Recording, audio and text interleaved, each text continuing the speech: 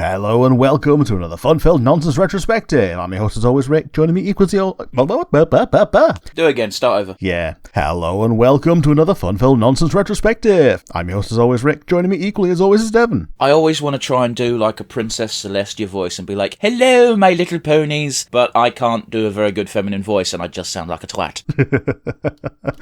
Yeah, today we're going to be doing a top 5 list of the ponies. But we're actually going with side ponies. But before we get too far into that, let's go with our good old time-honored tradition of the nonsense asinine hypotheticals. And do you have one for me today? Oh yes, Rick gave me some prep time on his question, so I assumed he was going first. I was not expecting the ball. Rick, congratulations, you get to become a pony. What does this mean? I want you to pick your fur colour. Okay. It's probably going to be like a nice dark teal. Not super dark, but like a nice rich teal. Fair enough. And, teal is like a... I could have sworn teal is a light blue anyway. Teal is the dark one. Is it? Okay. Cyan is the light one, and probably cyan for the main. Oh, fair enough. I didn't even want the main, but okay. How about you? What's your colour? Oh, dark purple. I like purple. Sure. I'm one of those. You know that meme of like people have colours they like, but it's people who like purple that will tell you they like purple. Yeah. And they're like, I like purple. If I've got a choice of colour, it's always going to be purple. Purple is cool. Fuck off. Oh man, yeah. I mean, it's one of those things like. You know that you've reached the bottom of the barrel when you're asking someone what the favourite colour is on a first date. Well, what's the joke? It's just like, do you have a favourite colour? And it's like, no, I'm over the age of 12. Now, you don't stop having a favourite colour. Yeah, but you do stop having a favourite dinosaur. I don't know. Alright, let's put it this way. People ask so infrequently, you kind of forget what the dinosaurs are. Yeah. You, and you also have learned more about dinosaurs and... It's less that, oh boy, Stegosaurus is better than anything, okay, maybe an Archaeopteryx is kind of cool, but maybe I shouldn't be this autistic and point out that it's not actually a dinosaur. But yeah, moving on. My one for you is, do you have any honourable mentions for this list that have been disqualified from being in the list on account of not being a pony? Yeah, it's not an honourable mention because, no, fuck you, I'm not doing that, because they're too important. It's Gummy. Sure. Yep, Gummy being like probably the most important of the pets. It's the only one I could be asked to remember the name of. Yeah, even more important than Aloysius, who got his own episode of Spike being, a dick. Well, yeah, he was a dick, but he was jealous of the pet. And he proved why Twilight needed a pet, because Spike is a baby and can't stay awake all day. Yeah, Aloysius is less a pet and more of a service animal. Oh, yes. Oh, man. But yeah, what about you, Rick? Have you got an answer? Mine is Cranky Doodle Donkey. Fuck off. He's basically a pony. No, you're right. He's technically not, but fucking it's close enough. Yeah. Yeah, it's one of those, like, I was going to put Zecora in the same thing, but, like, she's even closer to a pony. She shares the same model. But yeah, I think Cranky is a great one because he's the focus of more than one episode, and he's essentially Pinkie Pie's nemesis for, one episode. I was going to say, he has a face turn pretty quick. Yeah, until, like, she wears him down via attrition. He becomes a friend. But yeah, we're going to get into our top 5 today of side ponies. And would you like to start off for me? Yeah, I can start if you want. Do you want me to start? Sure. Man, what a great segment that was. Let's discuss on air who goes first. Yes. Number 5 for me is bulk biceps. Yes, he's my number 5 as well. Okay, cool. Yeah, you have to pick bulk biceps. He is so fucking funny whenever he appears. I only remember seeing him in the episode where they needed to make the big fuck off wind, but it was so funny. Oh. Yeah, exactly. Yeah, well, when Fluttershy's 2.5 is too low. Actually, it's 2.3.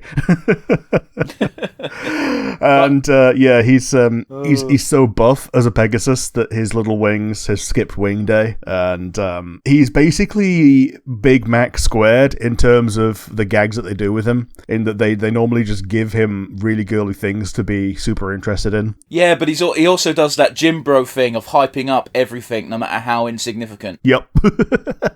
It's so it's such a simple joke, but I don't care. I love it. And honestly, if you don't know what this character looks like, look up Bulk Biceps, because his character design is fucking hilarious.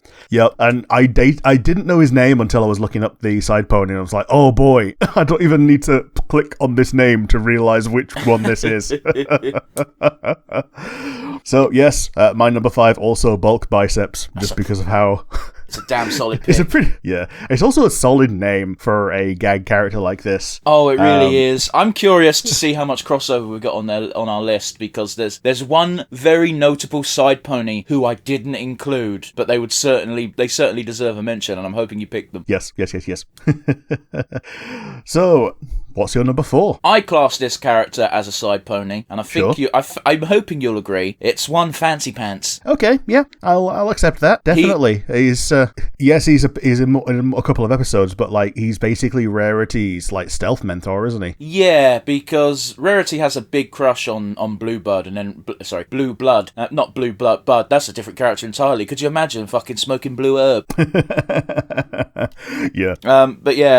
It's one of those where Prince Blueblood turns out to be an absolute fucking knobhead, because of course he is, because he's a pampered rich boy. And then we pretty much every time Blue Blood, I can't say that word, appears, you've always got Fancy Pants at the end of the episode basically being what Rarity wants to see in nobility, and laughing at Prince Blueblood for being a twat.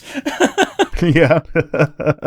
Yeah, it's nice to see, groups of people have representation on all sides, because Rarity, she's got aspirations of nobility. She wants to break into noble circles. She carries herself nicely, but doesn't necessarily fit in all the time, just because, she lives out in Ponyville. Which, don't forget, they establish at the very beginning of My Little Pony that Ponyville is basically like a bumpkin city. Oh, yeah. Like in America terms, it's like cousin fuck USA. Well, okay, I wouldn't have gone that bad with it, but sure.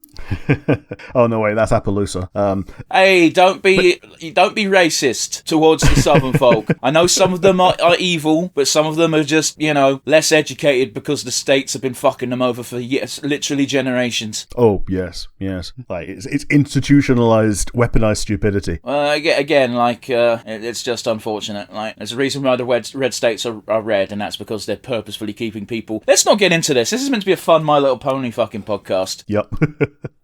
So my number 4 is one Derpy Hooves Ditsy Doo. Yes. The original side pony. The one that everyone kept looking out for in season 1, and from season 2 onwards, they actually started actively putting her in there. Yeah, this is the character who I didn't put on my list, but they certainly deserve the mention. Yes, I didn't put her any higher because she basically only has 2 speaking roles, one of which had to be redubbed because apparently someone complained that Derpy was a slur. Okay, it's one of those where even when this, and I'm going to use air quotes here, controversy occurred, I was rolling my eyes, because on one hand, yes, I think you could probably use Derpy in an offensive way. However, that's not the way Derpy was applied here. Context is always key. Like, how many times have you seen a dog that's cross-eyed and gone, oh, that dog's Derpy?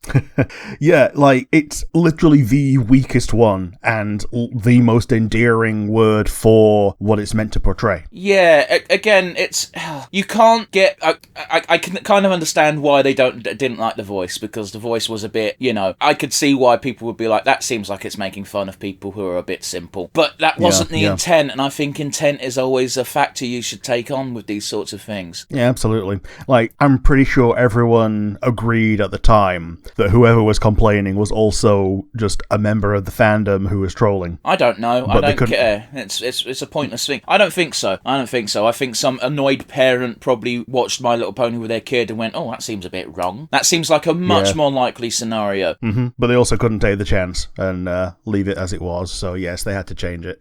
I don't mind the airheaded bimbo version that they went with in the end. Oh, I'll confess with you, I've never heard the new voice. Okay. So, who is your number 3? Again, I feel like I'm pushing it a bit with this one because she turns up an awful lot. It's Maya.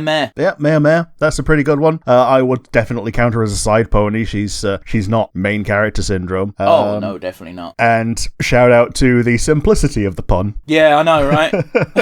Yeah. It's I don't even know if she's got a name outside of Maya. Oh, I'll be honest with you, I didn't do a deep dive. Her name is listed as Maya, and whenever someone else has more names, they've usually got a slash. This one didn't, so... Yeah. But, there's a few reasons why I like her. One, she is overworked as fuck, and she just gets on with it, and who can't relate to that? Mm-hmm. Two, and I'm not ashamed to admit this, I've seen some humanised art of this woman. And she ticks all the boxes. Yes. For my number 3, I have gone with a pair because they're basically always shown as a pair. I've gone with Lyra and Bonbon. Wow, fucking hell, Rick, we've got an awkward situation because my number 2 is Bonbon, aka Sweetie Drops, on her own. Fair enough. Yeah, I've gone with them as a pair because they basically more or less only exist as a pair and are almost always only shown as a pair. Although I believe Bonbon is shown as one of the people gets helped really early on by the cutie mark crusaders. I didn't put those in my bag and accused of stealing apples because of it. I just like the fact that she's called Sweetie Drops. It's a decent name for someone who I believe runs a sweet shop. Yes, and that's her actual name because Bonbon is a code name. Yeah. Shall we talk about the fucking memes that became so funny that fucking the crew just went, fuck it, this is canon now. Yeah, like Lyra was accidentally shown sitting like a human too often. So, yeah, the show just went with it after people pointed it out. And yeah, they live together. They're best friends who live together. Yes, just like pretty much every historical male or female duo ever. They're just good friends. So yes, I know who your number 2 is. Yeah, so I guess we'll go to you for number 2. My number 2 is another pair. It's the one and only Flim Flam brothers. Can't have Flim without Flam. Yeah, absolutely. And you can't have Flam without Flim. The thing that I think the last time we saw them, they'd started up their own school that was a rival to Twilight School, and the villain of the season was instantly wanting to approve of their school because it was ponies only. Oh, right, cool. Even though, outright racism. Yeah, even though it was shitty. And the new side character 6, as in they tried to make a new main 6 out of different races. The pony one of those was able to infiltrate because this villain just instantly believed that the pony was able to agree with him that being ponies only was better. So he was able to just get out of baby jail immediately and free the others. What a heavy fucking gimmick for My Little Pony to go into, where this is why segregation and Nazis are wrong. Yeah, institutionalized racism. And here's the thing, the Flim Flam brothers weren't even that much of a villain in this set of episodes. They were just grifting as usual. Yeah, they're carnies. Yeah, and trying to make a buck. And but every other time they seem to be pointed directly at the Apple family. Yeah, although on one occasion it was just they were selling something that Granny Smith bought. It's one of those where it's hard to forget. Like we mentioned that Ponyville is basically Bumpkinville, but it's easy to forget that the Apple family is actually quite successful. Yeah. They're probably more successful than Rarity. Oh, it's one of those things where you can't compare apples to oranges. Or apples to pears. Yeah, I remember the first episode of the Flim Flam Brothers. It was either during Zap Apple season or was it Cider? Yeah, it was the super speedy Cider Squeezy 6000. Right, that's the one. And then once people started drinking from it, it was like, oh, this product is inferior though. Yeah. Yeah, people bought more of it because, there was more of it to sell, but the product was trash, and one of them even had a rock in it. I think it was actually Bonbon that got the glass of it that had a rock in it. Yeah, yeah. But yeah, that was my number 2, was it? Yes. So we go into who is your number 1? Rick, I don't think you'll be able to guess, but I will give you one guess. Maud. No. Isn't Maud Pinkie Pie's depressed sister or cousin or something? Yeah, she's not even depressed. She's just a goth. Fair enough then. She just speaks slowly and has an autistic boyfriend. A what? She has an autistic boyfriend. Who's her boyfriend? Oh, it's something like stick up ass or something. But yeah, he shows up and he really annoys Pinkie because he's like, actually, at all times. It's not necessarily autistic. Some people are just dicks. but he has to point it out at every turn. Right. Yeah. Okay. Fair enough. My number one is Jeff Latrotsky and Walter. Okay, that's not one that I would have. That's not one that I would have picked. Is that the Big Lebowski? Yeah, it's Big Lebowski references in the episodes that we saw. Yeah, it's the Big Lebowski and Walter's just Walter. They didn't even change his fucking name. It's John Goodman's character in the Big Lebowski movies. Yeah. It was a nice visual gag that we saw in the episode that we reviewed. I think it was like the second episode we ever reviewed for Nonsense Review. Yeah. That's a fun one. Definitely a fun one. Yeah. Apparently, Jet Latrotsky appears very frequently in the background, but I've obviously not watched that much My Little Pony, so I just think it's great. I think it's great that an animator on the team who just liked Big Lebowski and was obviously tired one day of drawing a bunch of different background ponies just went, fuck it, we're doing Big Lebowski. As if any of the kids are going to get the reference, but that's what these references are for. They're for the parents to just see and enjoy. Yeah, but what the references actually end up being for, which there's no way this team ever predicted, was the fact that, oh shit, adult men actually like this show. Yeah. Just 4chan tuning into it, waiting to rip it apart rather than realizing that it was actually wholesome. Well, not so much wholesome as good. Yeah, both. You can be wholesome and not good, but this was wholesome and competent. Oh, my days. I remember back during the early days of the Brony phenomenon, where they had an interview with a woman who was a massive My Little Pony nerd, which I'm not using that term in a derogatory fashion. I myself am a nerd. But it's one of those where the interview basically quickly devolved in her getting depressed halfway through and angry because she was like, I've been a fan of My Little Pony for 25 years, and all of a sudden it's popular. And it was just like, I don't understand what your point is. This is like those Metallica fanboys who got fucking pissed off because new people were listening to Metallica because of Stranger Things. Yeah. Like, more people are listening to the music, which means the band gets more money, which means they're going to be motivated to do more shows. Where's the downside? You get more stuff. Yeah, it's like people that are complaining like, oh, I stuck with it through the bits that were shit. Like, even I knew they were shit and I stuck with them. Now you're just joining in when it's good.